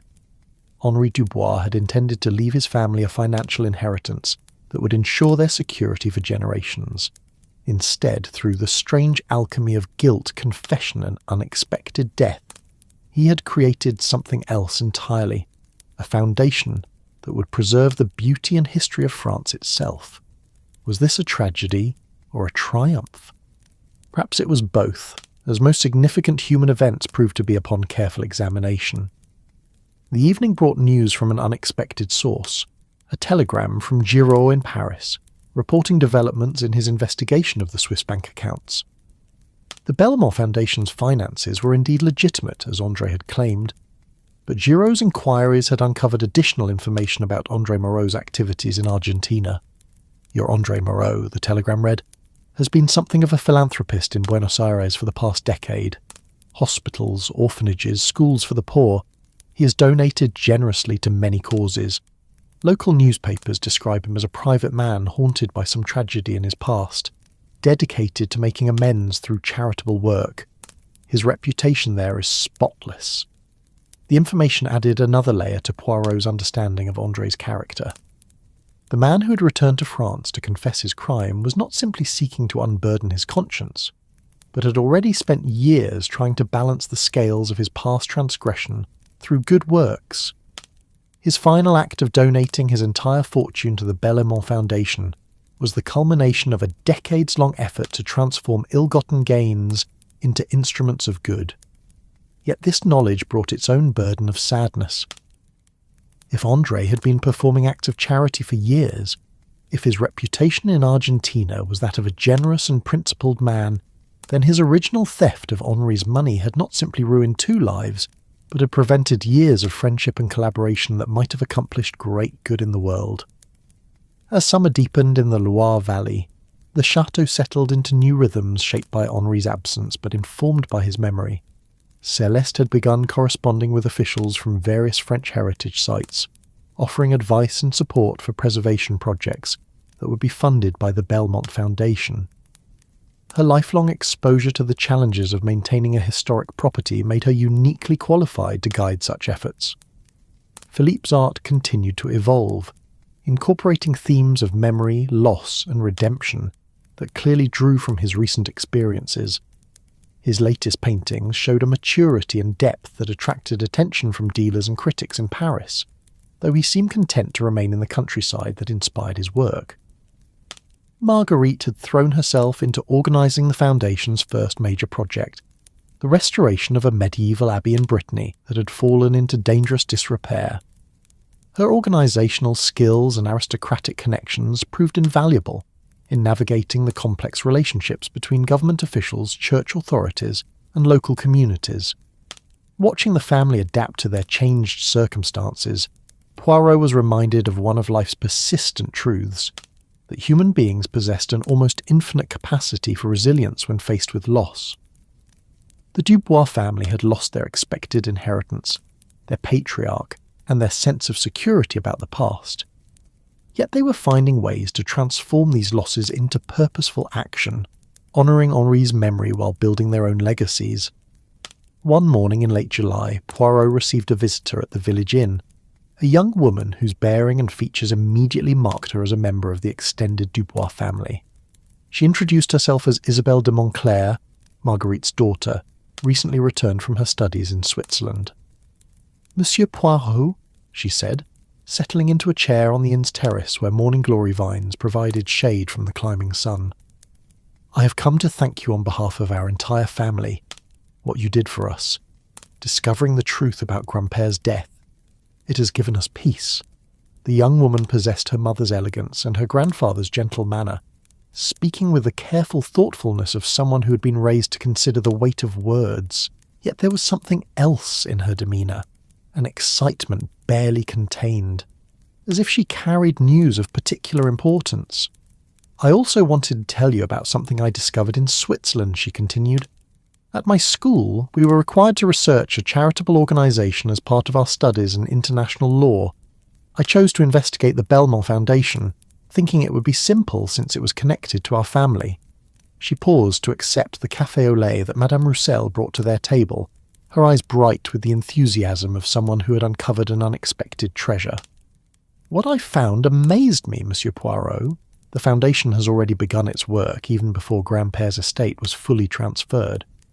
Preliminary funds, André Moreau's personal donation, have been used to save 3 historic properties that were in immediate danger of collapse: a Roman bridge in Provence, a Renaissance chateau in Normandy, and a Gothic church in the Pyrenees, all saved because of money that originally came from Grandpère's loan 20 years ago." The irony was profound and strangely beautiful. Henry's money, stolen and thought lost forever, had been working for good even before its theft was confessed and its return negotiated. The same funds that had caused decades of guilt and anguish had quietly been preserving French heritage in ways that Henri would have heartily approved. "There is more," Isabelle continued, her voice dropping to a whisper, as if she were sharing a sacred secret. "I learned that André Moreau has been funding these preservation projects anonymously for over a decade. The Belmont Foundation was not created hastily to facilitate Grandpère's bequest. It was André's vehicle for charitable work, named for an imaginary mountain that he said represented the heights of goodness he hoped to achieve through his giving." The revelation recontextualized everything Poirot thought he understood about the case. André Moreau had not simply returned to France to confess a crime and make restitution. He had come to invite Henri to join him in work that was already underway, charitable efforts funded by the money Henri had originally loaned and guided by principles Henri would have wholeheartedly endorsed. Grandpère's will, Isabelle explained, was not just leaving money to a foundation. It was joining an existing mission that André had dedicated his life to.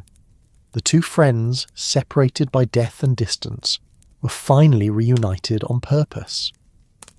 The young woman finished her café au lait and prepared to leave, but not before sharing one final piece of information that would complete Poirot's understanding of the case. "André Moreau sent a message through the Foundation's lawyers," she said, standing to shake Poirot's hand in farewell. "He wanted our family to know that he has legally changed his name. He is no longer André Moreau. He has taken his brother's name, becoming Jean-Baptiste Moreau in law as well as in spirit. He said that his brother would have wanted to be remembered through charitable works rather than through death in war, and that carrying his brother's name while doing good in the world seemed the most appropriate tribute he could offer." As Isabelle walked away down the village's main street, her figure becoming smaller until it disappeared around a bend, Poirot sat in contemplative silence on the inn's terrace. The morning sun climbed higher, warming the ancient stones of the village and releasing the perfumes of flowers from window boxes and gardens. The familiar sounds of French provincial life continued around him. Church bells marking the hour, the clip-clop of a horse pulling a cart, the voices of women discussing their shopping at the market. Yet underneath these timeless rhythms, Poirot sensed something profound had been revealed.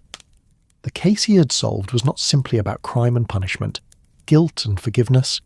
It was about transformation, the way that human beings, given time and grace, could transmute their worst failures into their greatest contributions. Henri Dubois had died believing he had failed his friend's brother, but his failure had actually enabled decades of charitable work that preserved French heritage for future generations. André Moreau had lived for 20 years believing himself irredeemably tainted by theft and betrayal, but his guilt had driven him to accomplish good works on a scale that few saints could match. The labyrinth of lies had indeed been complex, its passages twisted by shame, guilt, and the human tendency to avoid painful truths. But at its centre lay not a monster, but a man who had spent decades trying to earn redemption through service to others. The lies had been tragic, but they had also been strangely generative, creating possibilities for good that might never have existed otherwise. That afternoon, Poirot walked for the final time through the gardens of the Château de Belmont, following paths that wound between rose beds and fruit trees toward the river, where willows trailed their branches in the slow-moving water.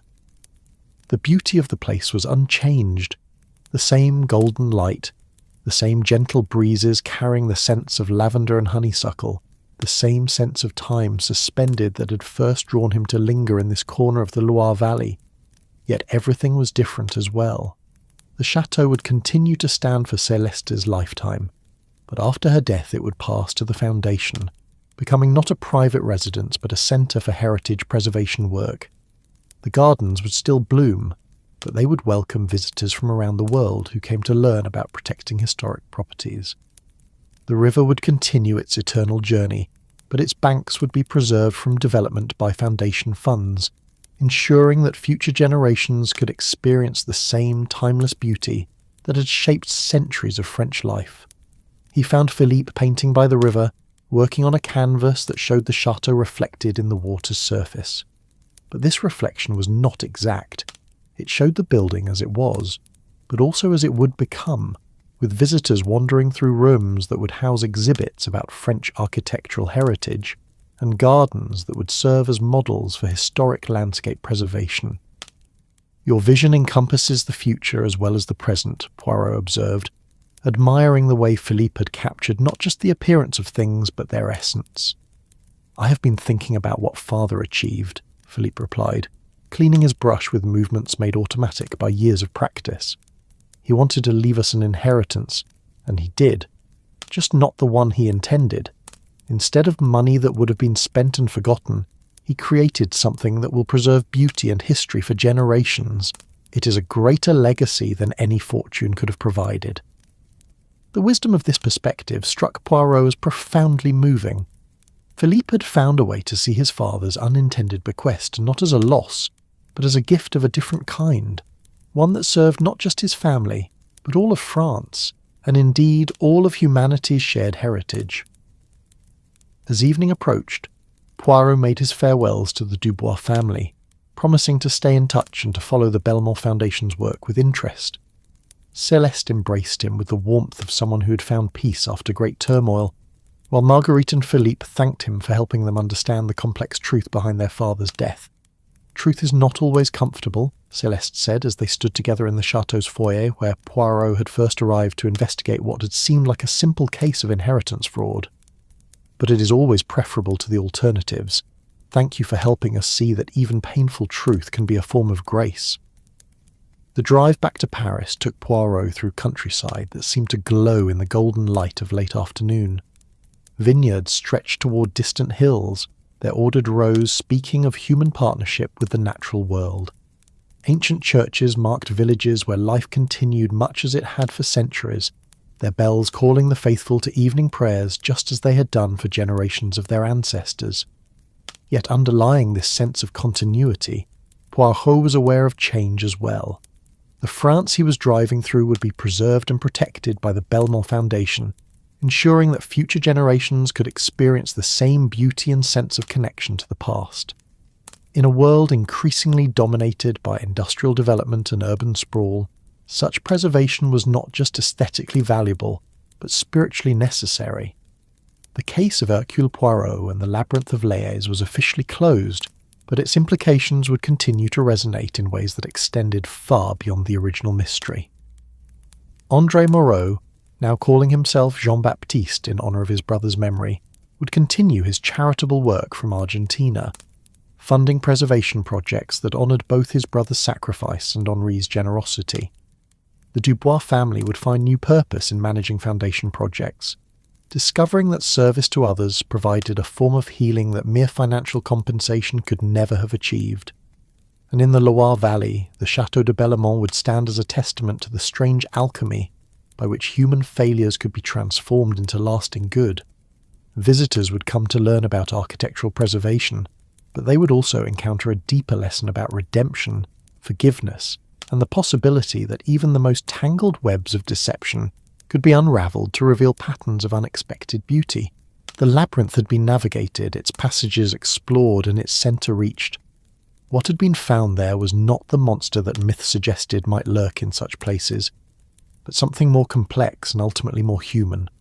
The recognition that guilt and grace, failure and redemption, sorrow and joy were not opposites, but partners in the endless dance of human existence.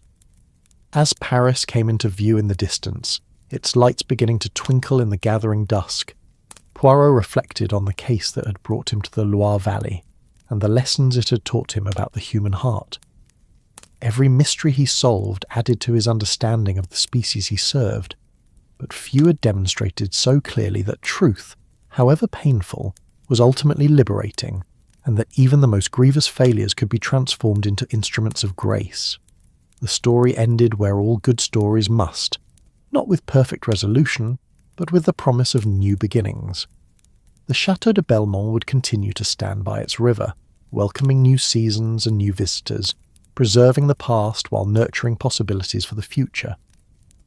And somewhere in Argentina, a man who had spent 20 years atoning for a moment of youthful weakness would continue his work, carrying his brother's name with honour and using his resources to ensure that beauty and history would survive for generations yet unborn.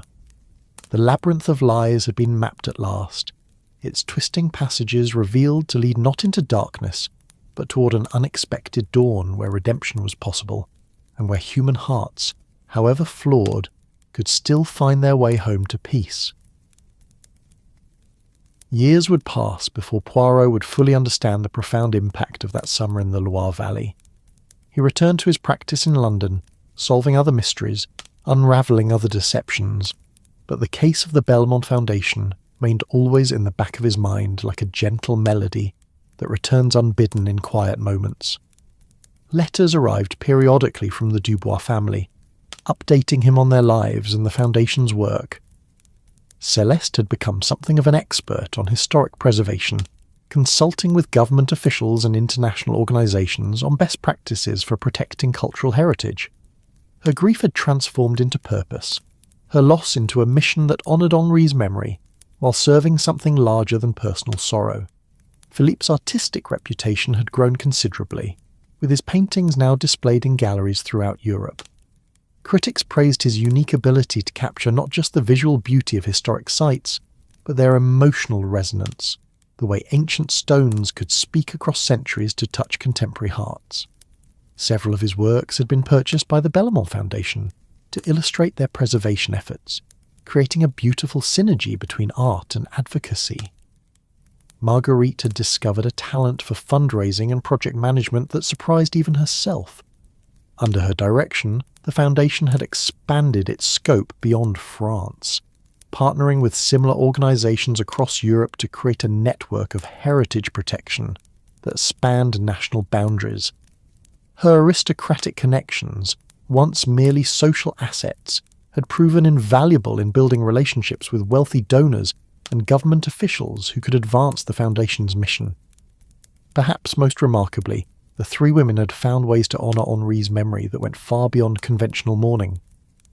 They had established an annual lecture series at the Sorbonne on the ethics of cultural preservation, funded scholarships for students studying architectural history, and created a prize recognising individuals who had made exceptional contributions to protecting endangered historical sites.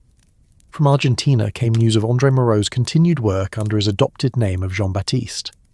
Now in his 70s, he had become something of a legend in philanthropic circles, known for his anonymous generosity and his particular passion for preserving sites associated with French colonial history in South America.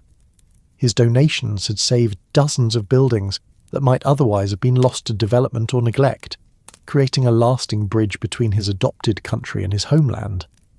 More touching still were reports of his personal transformation.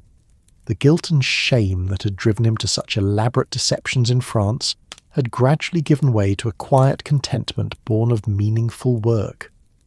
He had remarried late in life to a widow who shared his passion for preservation, and together they had created a foundation in Buenos Aires that trained local craftspeople in traditional building techniques needed for historic restoration.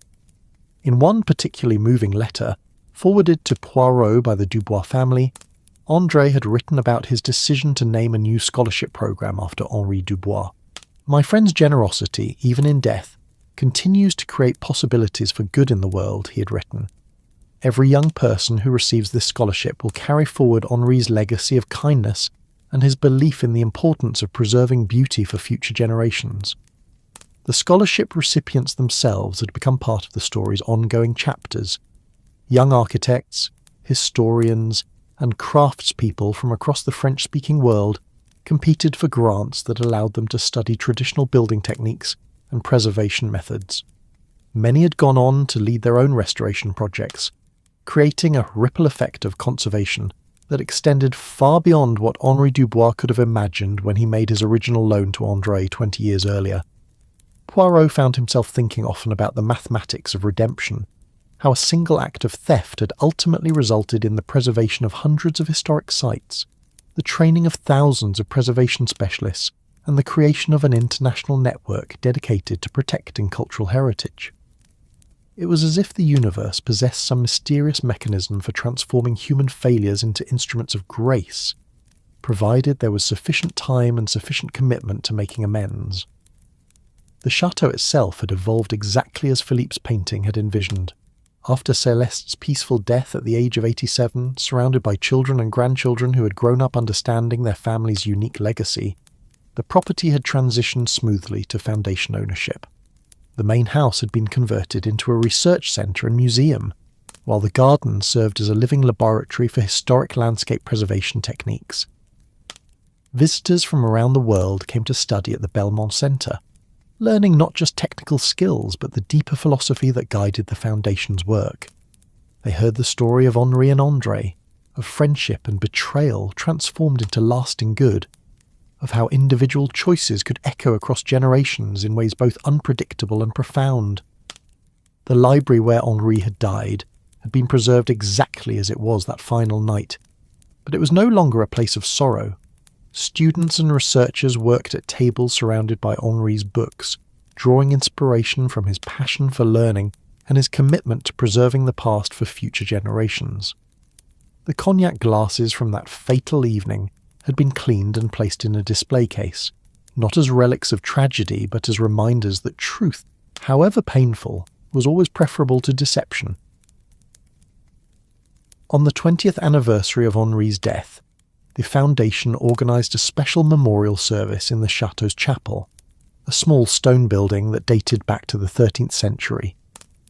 Representatives came from every project the foundation had supported, speaking in dozens of languages about sites that had been saved, skills that had been preserved, and communities that had been strengthened by the foundation's work. Poirot, now in his 80s but still sharp as ever, had been invited as the guest of honour. As he sat in the chapel listening to testimonials from around the world, he was struck by the impossible complexity of the story that had brought them all together.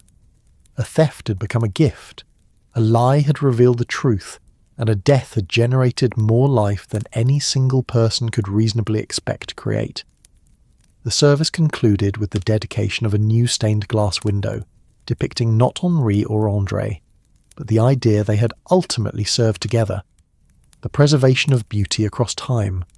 The window showed ancient buildings bathed in eternal light, with figures representing different generations working together to maintain and protect humanity's shared heritage. As the afternoon light streamed through the new window, casting patterns of coloured light across the stone floor of the chapel, Poirot reflected on the strange trajectory that had brought a Belgian detective to this moment of celebration. He had come to the Loire Valley to solve a mystery, but he had discovered something far more valuable, proof that the human capacity for redemption was as infinite as the human capacity for error. The labyrinth of lies had indeed been complex, its passages twisted by shame, guilt, and the very human tendency to avoid painful truths. But at its centre had been not a monster, but the possibility of transformation, the recognition that every ending could also be a beginning, every failure could become the foundation for unexpected success, and every act of genuine repentance could open doorways to grace that might otherwise remain forever closed. As the sun set over the Loire Valley for what would be Poirot's final time, painting the river and the chateau and the gardens in shades of gold and rose, he understood that some mysteries were solved not by finding answers, but by learning to live comfortably with questions. The case that had brought him here was closed, but the story it had begun would continue for as long as human beings valued beauty, cherished history, and believed in the possibility of redemption. In the gentle whisper of evening wind through the chateau's gardens, in the eternal murmur of the Loire flowing toward the sea, in the quiet satisfaction of work well done and love well shared, the labyrinth revealed its final secret, that truth and beauty, like rivers, always find their way home, carrying with them everything they encounter on their journey toward the infinite sea of peace that awaits us all. As the final whisper settles, your journey with Sleeptorian gently ends. Are you resting beneath Seoul's starlit skies, the warm breeze of Lisbon, or the quiet hush of Vancouver's midnight rain? Wherever you are, thank you for dreaming with us. If this tale brought you calm, don't forget to like, share and subscribe. Until next time, sleep softly and let the silence tell its own story.